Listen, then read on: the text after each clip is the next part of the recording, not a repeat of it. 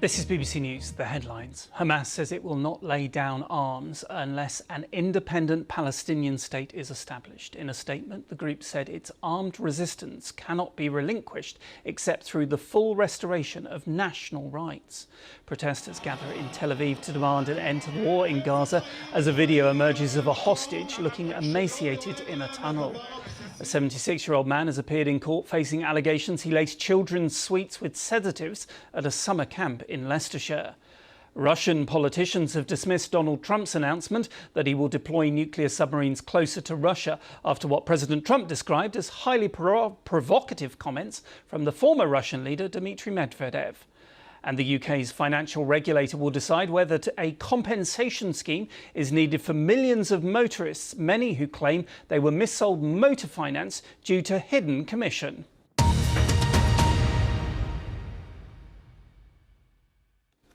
Very good evening. If you have just joined us, I'm Nicky Schiller, and it's time for us now to get a check on all of the day's sports news with Hugh Ferris.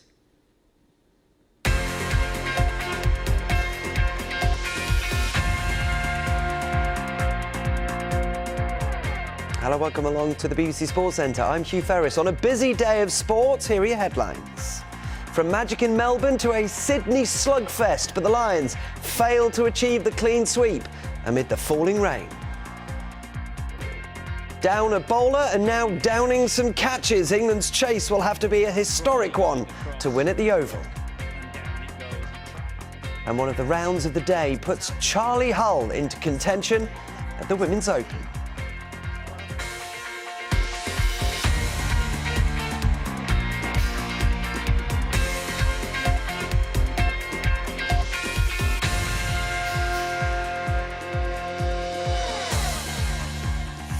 Welcome along. The British and Irish Lions were perfect on tour until its final game, hoping to become the first team of its kind for more than a century to claim a clean sweep.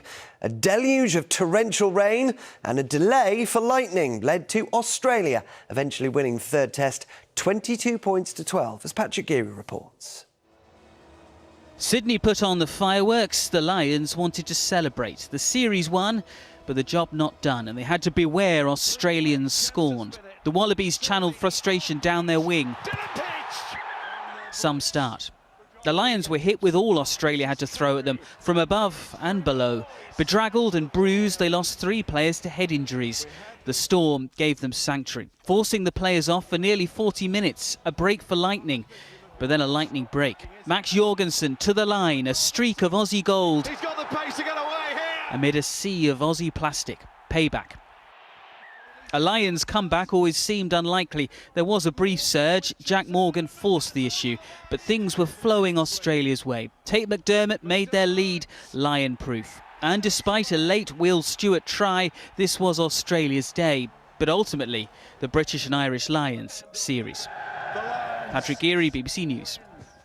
So an eventful evening in Sydney in more ways than one, and despite the trophy, it was a frustrating one for the head coach of the British and Irish Lions. There's obviously going to be frustration there because, like we've said all along, that we wanted to win every game, and rightly so.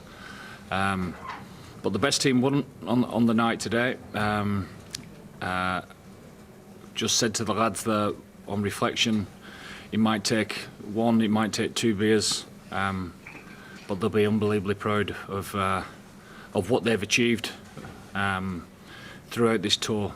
We all know how hard it is to be successful on a Lions tour against a good side like Australia, and they are a good side, and they proved that over the series.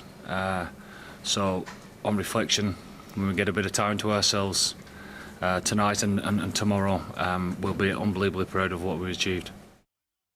I felt we grew through the series. We lost the first half of the series poorly. We won the second half. We played well in the first half of the second test. Didn't succeed eventually in that test, but I felt we deserved to win both halves today, albeit maybe not on the scoreboard just at the end, but I felt we fought our way through very difficult conditions and got destabilised a couple of times, but fought our way through that as well. So let's get some analysis on what was an attritional and at times ugly end to what was, for the Lions, a successful tour. In a moment, our rugby union correspondent Chris Jones from Sydney on the tourist achievement. But first, the former Ireland Lions back Shane Horgan told us the severity of the weather cramped the Lions' natural style. I think it did have a really significant bearing, and it was difficult to retain ball. The Lions liked that. They liked the variation in the pass. They liked to move the ball wide. It just wasn't a day for moving the ball wide, and we saw when they tried to do it in the second half, it actually ultimately led to the Jorgensen try. It was a poor tactic. They didn't adapt very well, I didn't think, to the conditions. Although they kicked the ball, they didn't kick brilliantly. They didn't contest the kick very well. But there was definitely something about the way the Australians had prepared for this game. Nick White really led the control of the game. His kicking was excellent. The eagerness for the Australians to kick chase as well. And those big, powerful runners that we didn't see in that first test in Brisbane. We saw some of them last weekend, and we saw more of them this weekend. And what could have been for the Australians, but for that very, very slow start in Brisbane. They'll be kicking themselves.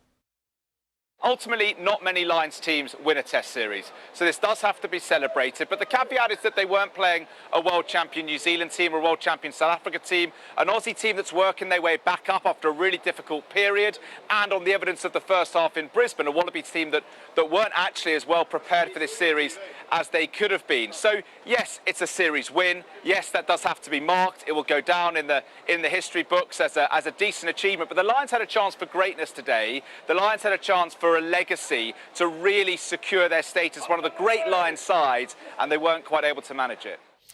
England's Marley Packer could miss the beginning of the Women's Rugby World Cup after being sent off in their warm-up game against Spain in Leicester. The world's #1 team swept their opponents aside, scoring 15 tries, including a hat-trick from Helena Rowland in their 97-7 win. But Packer was sent off in the second half, and depending on the severity of any ban handed down following a disciplinary hearing, she could miss the hosts' opening match of the World Cup. England play France in their final warm-up next Saturday. Elsewhere, Ireland narrowly beat Scotland in Cork, coming back from an early deficit of 14 points to nil after 2 Scotland tries in quick succession. But the home team eventually found their way, going on to score 5 of their own and winning 27-21. Ireland have got one more warm-up against Canada next week. That is it, though, for Scotland, who play Wales in their first World Cup match in 3 weeks' time. England will need one of their biggest ever run chases to prevent India from levelling the Test series in its final match at the Oval. They're 42 without loss, chasing 374 to win the match after drop catches and some carefree batting from the tourists set up what could be a thrilling end to the series. Joe Wilson reports. There were days left in this series, theoretically, but on Saturday morning, who would waste a single second, take the straight path to the Oval? Akashdeep, the tail-ender India sent in last night, his night watchman runs were especially frustrating or inspiring, depending on perspective. Yashasvi Jaiswal, dropped twice by England yesterday, he was continuing to ride his fortune, fair enough. England stand-in captain knew his resources were limited. One bowler, Chris Wokes, injured. Here, Josh Tongue needed help. Was that another dropped catch? Slow motion confirmation, deep to Crawley, to the ground. Akashdeep, for the first time in his career, now had a Test match 50, stirring stuff. But from England's point of view, this wasn't supposed to be happening. Just before lunch, Deep finally departed. Yep, catch held. Straight after lunch, Shubman Gill was dismissed. Yep, LBW given. But Jaiswal batted on, reaching his 100 with appropriate emotion, advancing India. Someone in the crowd seemed to be trying very hard not to watch the cricket. A good idea, perhaps. England dropped Jaiswal again. It's never deliberate. Ben Duckett himself seemed fed up with it. On 118, Jaiswal gave another opportunity, and look, Jamie Overton took it. India 6 down, but 250 ahead. And England were looking for bowlers. Joe Root will always give it a go, but the energy, the optimism was India's. Washington Sundar aimed for the stars to take India's lead to 373. Joe Wilson, BBC News, at the Oval. For the first time this Formula One season, a Ferrari will start a race from pole position. Charles Leclerc surprised the McLaren title contenders, Oscar Piastri and Britain's Lando Norris, in qualifying for the Hungarian Grand Prix. Nick Parrott has more. All the talk before qualifying at the Hungaroring was which McLaren driver would be on pole. Oscar Piastri won here last year, Lando Norris was on pole. They dominated practice and topped the timesheets in the first two sessions of qualifying, way ahead of Ferrari. Lewis Hamilton is the most successful driver in the history of the Hungarian Grand Prix with 8 wins. But for the second weekend running, he struggled and will line up 12th on the grid. The contrast with his Ferrari teammate Charles Leclerc could not have been more stark. He said on Thursday, "This is the worst track of the season for me."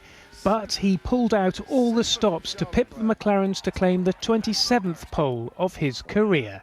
The conditions changed, which made everything very tricky, and at the end we are on pole position. Honestly, I have no words. Yeah, it's probably one of the best pole positions I've ever had, because it's the most unexpected for sure. This is the first time Ferrari have been on pole in Hungary since 2017.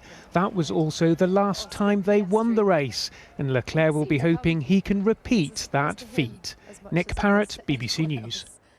England's Charlie Hull made one of the biggest charges up the leaderboard on moving day at the Women's Open in Royal Porthcawl. She started the day 11 shots off the lead, but after a brilliant third round of 66, she's back within 3 as she chases her first major title.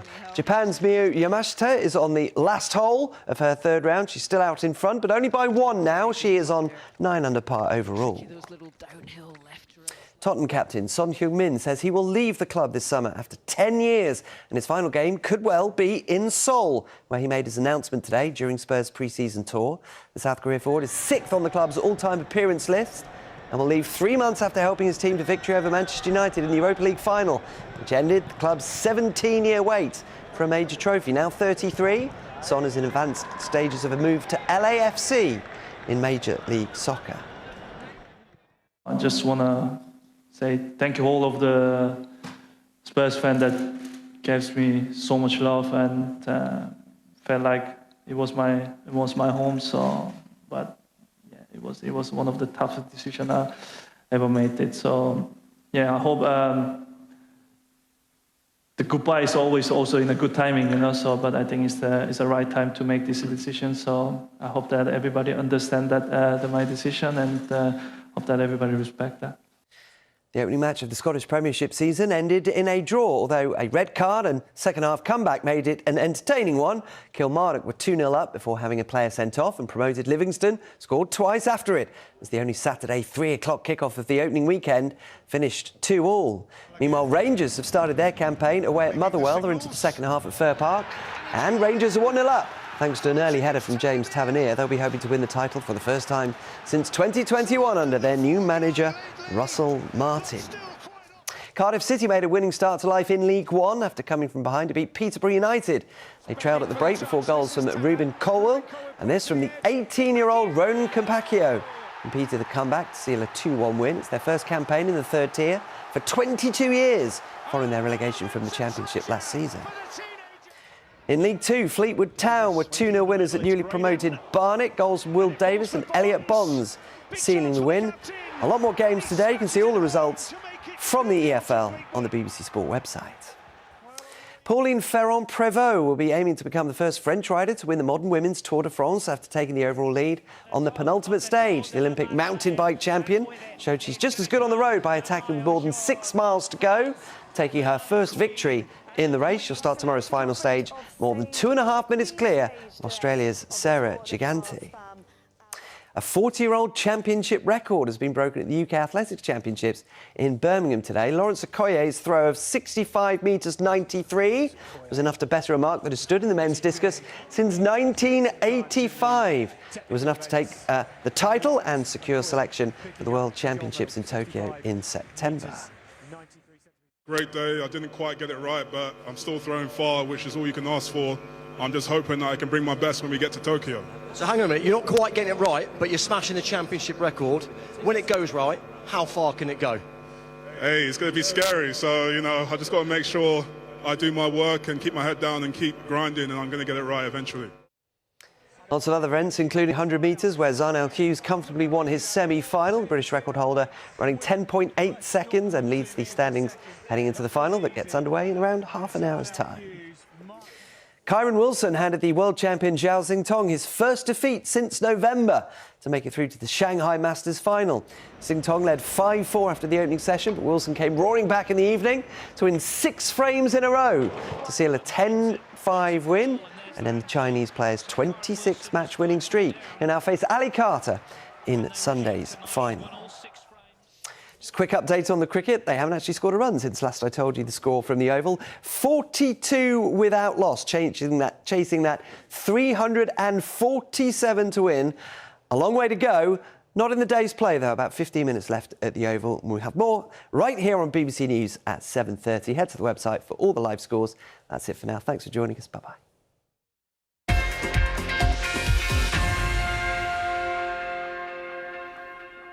Thanks very much to Hugh and the sports team. I just want to take you to some live pictures that we're getting in from the outskirts of Rome, where hundreds of thousands of young Catholics are gathering for an open-air celebration. Now, it's going to culminate in an evening prayer vigil led by Pope Leo, and there you can see he's heading to the event in his Pope mobile.